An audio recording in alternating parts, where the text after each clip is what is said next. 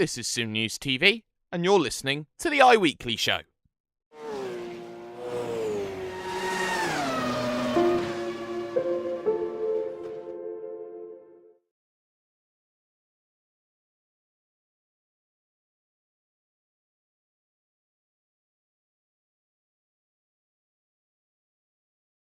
Welcome to the iWeekly show, the premier place for news, headlines, and analysis on all things iRacing, the premier online racing simulator. I am your host, as always, Mr. Hashtag Do You Mind himself, Jake Sparey, bringing you the rundown on all things iRacing for the next half an hour. Make sure that you subscribe to SimNews.TV, leave a like, leave a comment, and generally, we will have a very, very good time. Now, it's been a busy week in iRacing. First and foremost, the Saturday proved to be a very interesting race overall. The iRacing World Championship Grand Prix Series headed to Indianapolis to end the drop week rounds. The question is, could Kroenke go 100%? The result wouldn't matter in terms of his points for the championship, but he would go on and prove once again why Martin Kroenke cannot be beaten at the moment. 8 from 8, 9 straight going on from last year. And quite simply, a 49-point gap with 4 rounds to go means that Kroenke basically needs to finish and he's got the title. That simple. He was challenged more than most, there. The fact that he had to be challenged by Mitchell de Jong over the first 10 laps, it does show you that there is still people who can be a bit of a challenge to Martin Kroenke, but he didn't do enough in qualifying. He only got onto the front row.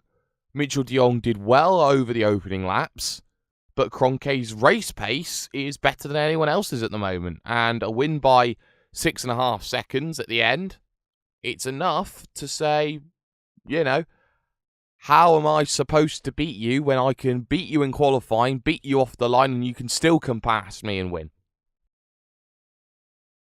But Mitchell de Jong is the closest person to it right now, and that's what you have to say in this situation. Mitchell de Jong has only started 4 races this season. He's been very, very strong in the way that he's been challenging Martin Kroenke. He's the only driver to get within a second of him over the start-finish line. But ultimately, the issue that Mitchell de Jong has is he's Martin Kroenke's teammate. And with Kroenke going for 100%, I wouldn't be surprised to see Mitchell de Jong drop back.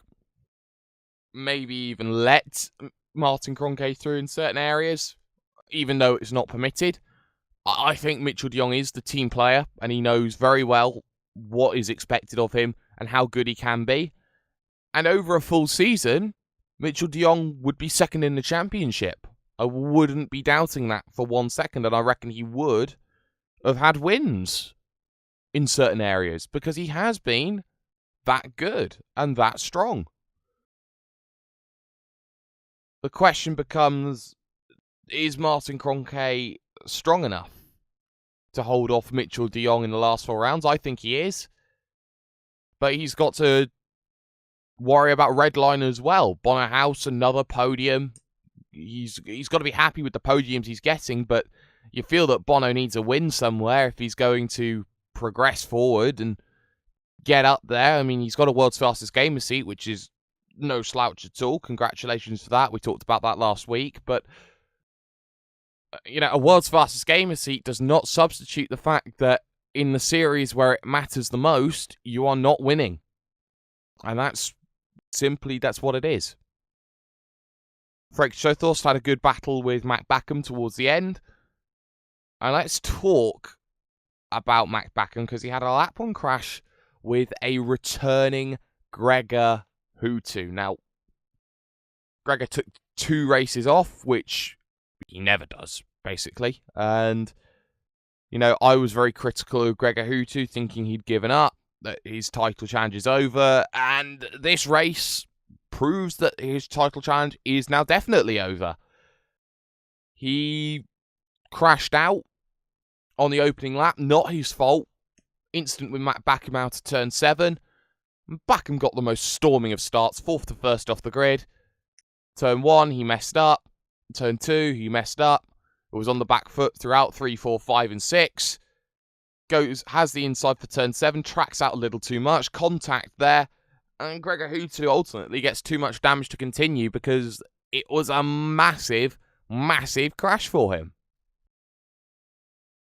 You know, Gregor Hutu qualified 3rd on the grid, very good qualifying for him, and I wonder how much Hutu would have challenged the likes of Martin Kroenke and co during that race, because the pace was there in qualifying, and throughout the start of the race, he was making positions and dancing left and right, but turn 7 and bang, game over for him. And 6 points out of that game over, that crash, 2 points average in the last 3 events. You know, I don't think he's even going to get second in the championship, which he's been first or second since 2010. It's the season where Hutu and his influence does diminish. And people were expecting it. People are expecting Gregor Hutu at some stage in his career to have a decline in form. This may be the time where he starts thinking about passing the guard over to Bonner House, Freek Schothorst, maybe Ollie Packler as well. Graham Carroll also involved in that little group, but for Gregor, you know, can he come back and win one more and become the 6-time champion? Because as far as I've ever known Gregor Hutu in sim racing circles, I joined sim racing when he was the 5-time champion, or just became the 5-time champion. And I've always known him as a Mr. 5-time. And for the last 2 years, he's been known as Mr. 5-time. And I'm pretty sure that there's quite a lot of people who don't want him to be forever known as just Mr. 5-time. It's the Michael Schumacher effect. You know, Schumacher won his 7th title, lost 2 seasons in a row to the driver of Fernando Alonso, and then retired for 3 years. I don't want to see Hutu retire, but is Hutu good enough to win anymore? Right now, you'd say he's close, but he hasn't yet been good enough. And that's something just to keep an eye out on. Now, I do want to talk lower down the grid because we need to talk about people on the proposed bubble.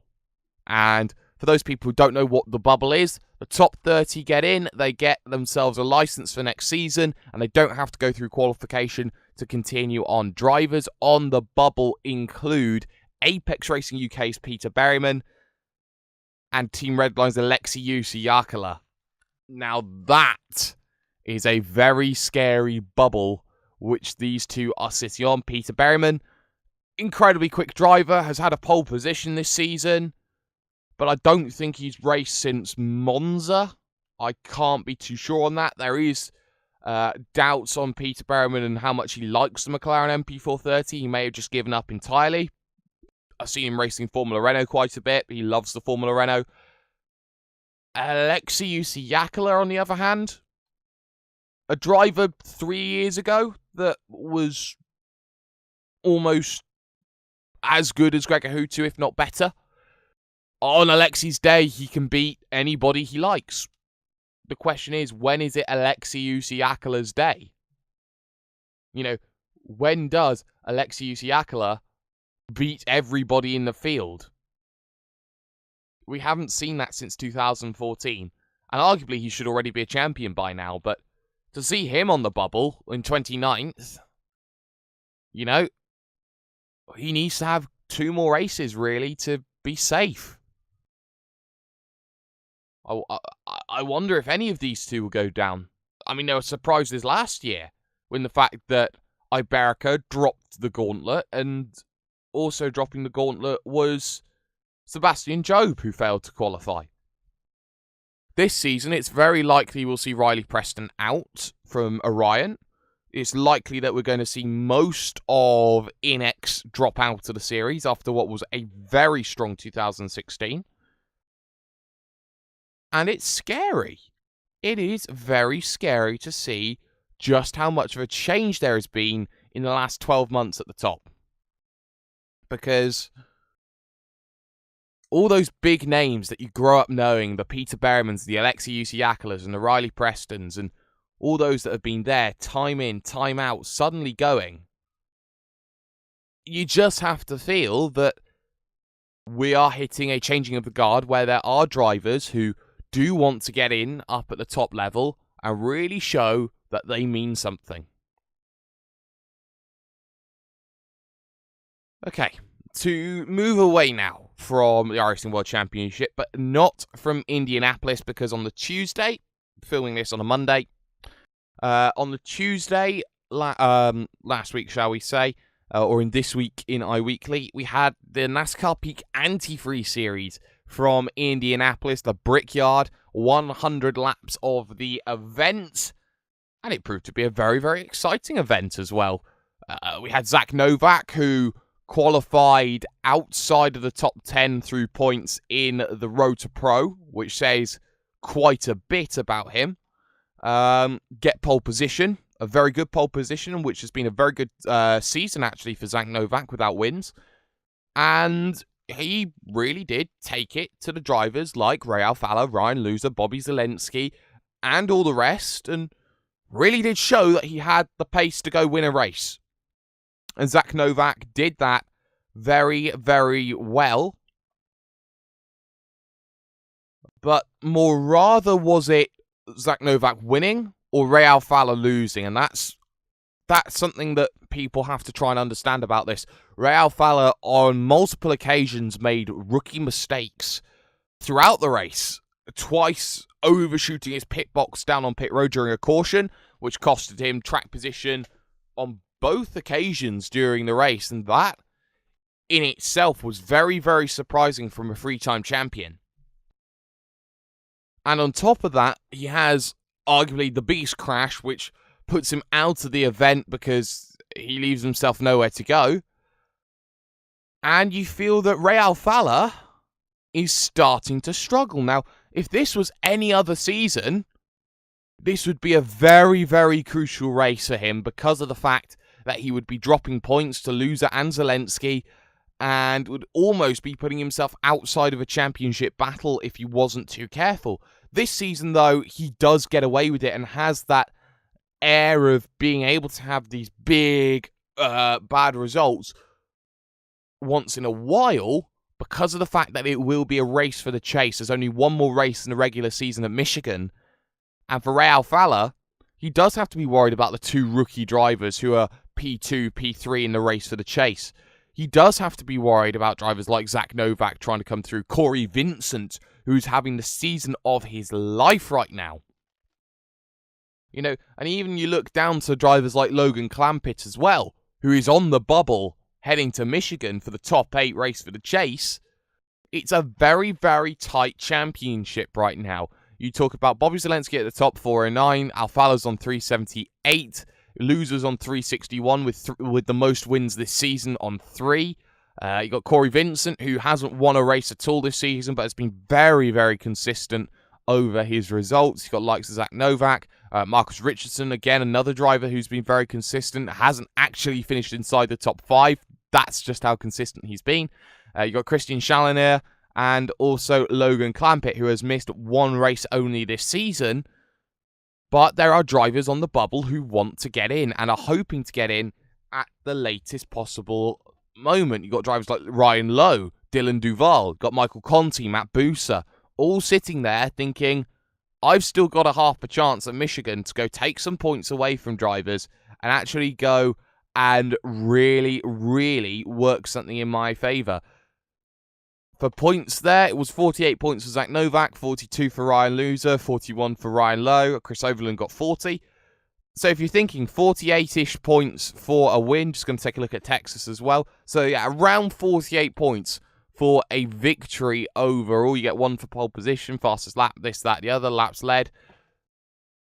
But if you do get those points, if you are looking at around 40 points, if Clampett fails to finish, and you look at 40 points, you're looking at drivers like Kenny Humpy having an outside chance, maybe Derek Bordeaux getting in, but there are a lot of drivers that are waiting and are desperate to get inside. I would not be surprised to see, come the end of the regular season at Michigan in 2 weeks' time, or a week's time as you're watching this, I will not be surprised to see one driver who is in the top 8 right now fall outside of the top 8 and the race for the chase. That's my prediction. But as we all know, I don't know much about NASCAR, so in terms of that, we'll step aside a nice little 5 minutes talking about NASCAR. Let's move on to a really big event that happened just yesterday. It was the 6 hours of the Glen. And what a 6 hours of the Glen it was. I tuned in about an hour into it. I was broadcasting an hour into it because of the iRacing Grand Prix series, which I was a part of. Good race. Ricardo Orozco wins. Positive Sim Racing. New team. Good job. Beats the Evolution Racing team machine of Michael Partington, who did a very good job on his own. But more importantly, 6 hours of the Glen.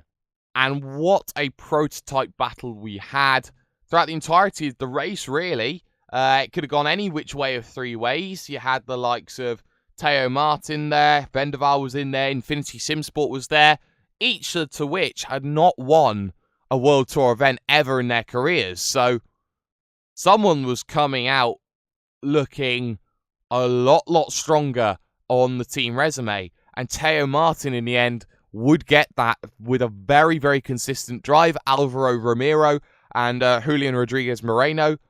Something very interesting, though. Alvaro Romero didn't lead a single lap during his stint, but Julian, leading about 140 laps of his 165 laps, wins the race. So very interesting there.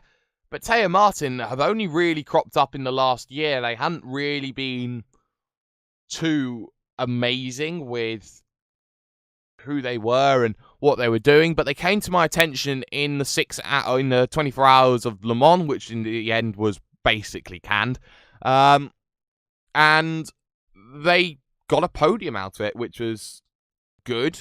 You had to say good pace to get a podium, but for Teo Martin, you'd have to feel and understand that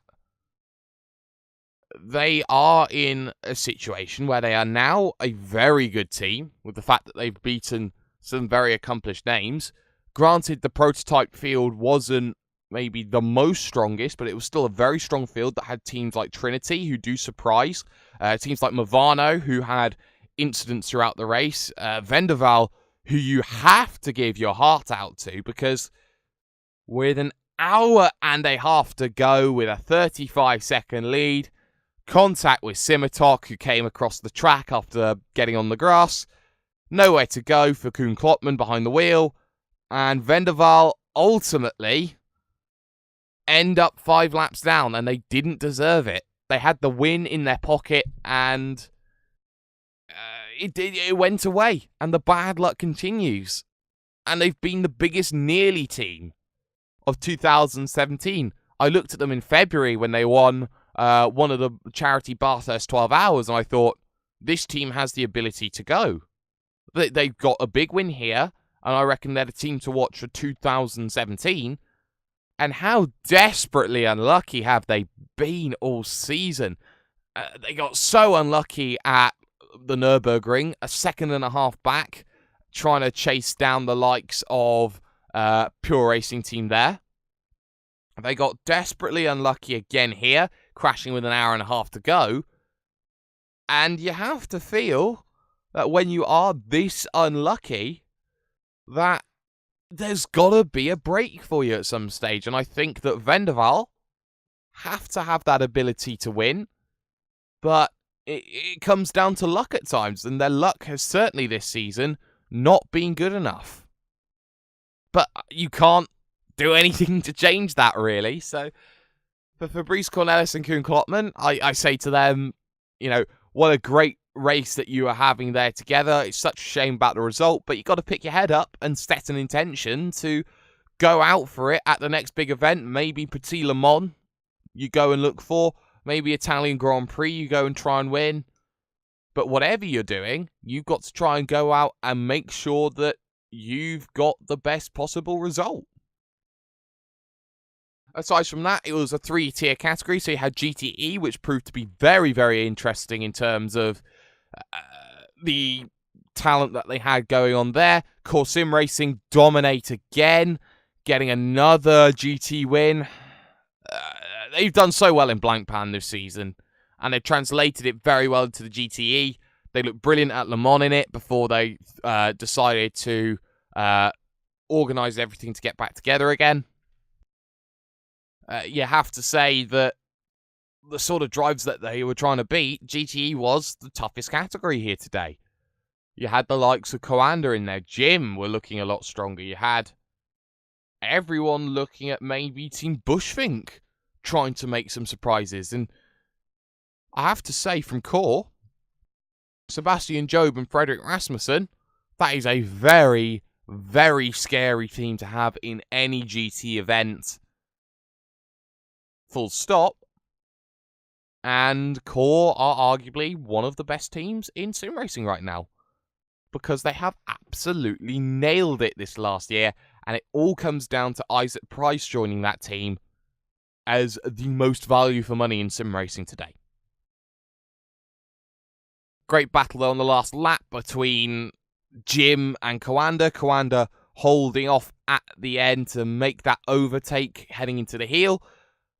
Not the strongest Coanda team in the world. Jorn Jens, David Williams, Jeremy Bootloop.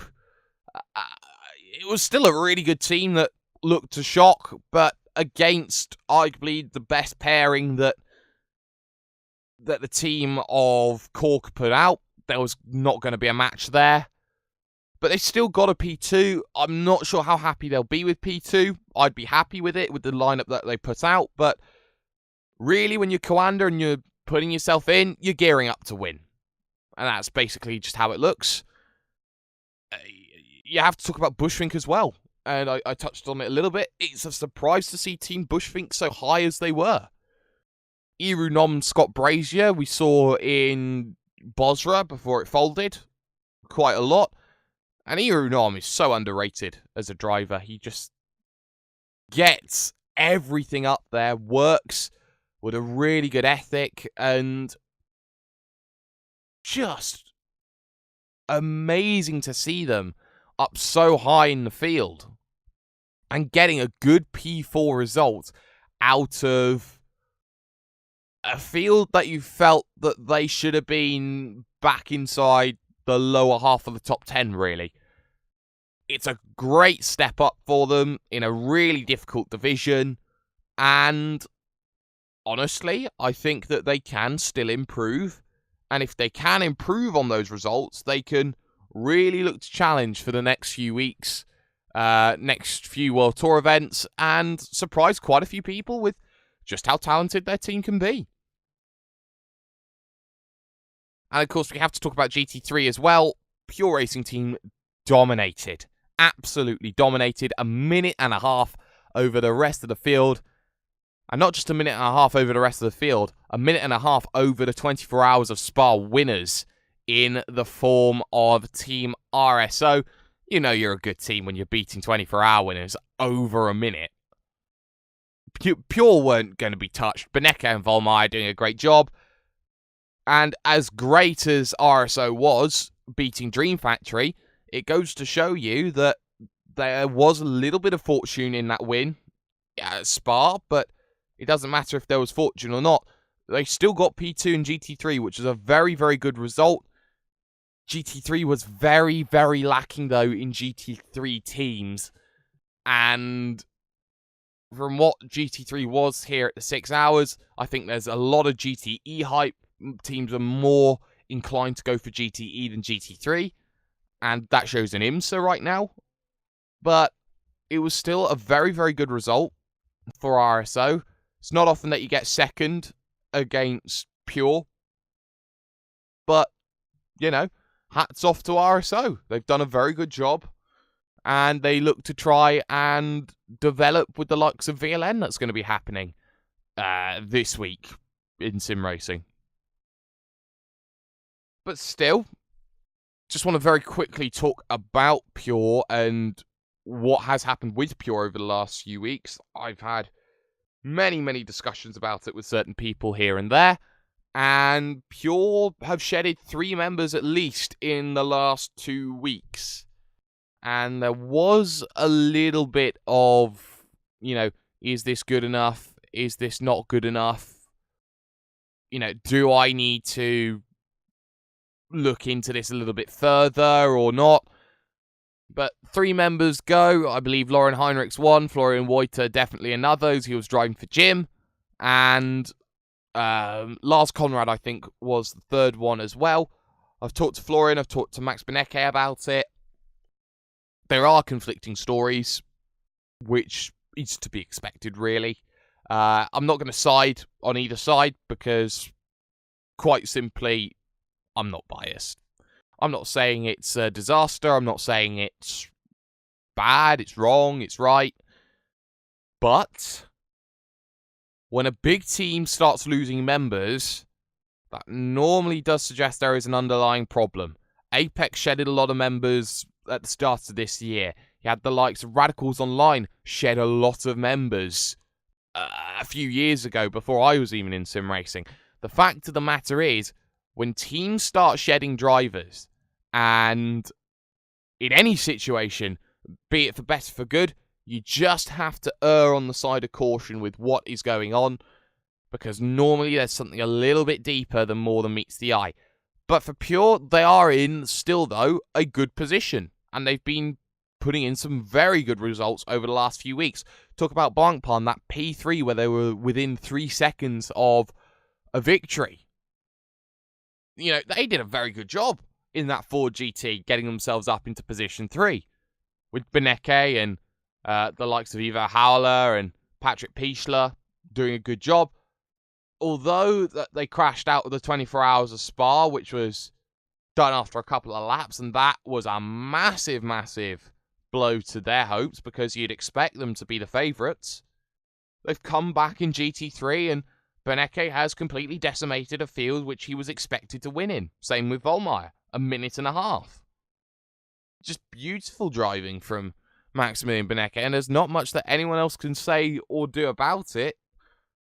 Take them away. Yet again, there was no Huizenveld Core Motorsports to try and challenge. Huizenveld have gone very much MIA over the last 6 months. I haven't seen ever a team that has come to the top so quickly, keep the same sort of drivers, and then decline so quickly. Huizenveld Core are one-season wonders right now, on an unrelated tangent. But in terms of what Pure needs to do, they need to solidify their group, make sure that nobody's running off anywhere else now. Because if any more drivers start going, there is a problem. But in terms of what they're trying to do, they are favourites in any GT field that they throw themselves into, basically. You can't argue against that. Petit Le Mans will be coming up. VLN this weekend. You'd expect Pure to have a very good go at GT3 and win. Good go at the Porsche and probably win as well. And if they don't win, is that a failure? They've got Petit Le Mans coming up as well. If they don't win that, is that a failure? There's a lot on the plate going on for the team of Pure. And I think that they have a lot of potential to go and win some big races come the end of the year. They just need consistency. And that's the biggest thing that's missing from them right now. They are missing consistency. In every single event, they have either won by miles or crashed. They need consistency. You've either got to win by a bit all the time, or finish very consistently on the podium, but you can't afford to win by miles or crash, because it doesn't work like that, and you will lose some big results by racing like that, basically. So for the time being, Tuesdays on 6s, or Tuesday at 6, shall I say, That's when we're going to be, always. If we're late, we apologise. If we're early, lucky you. If you have any questions that you want answered, message me at Jake_Sparey, SPAREY, or at iWeeklySN. As I said at the start of the show, subscribe, like, comment, retweet, whatever you need to do, share. But for the time being, I've been #DoYouMind Jake Sparey, and this was the iWeekly Show.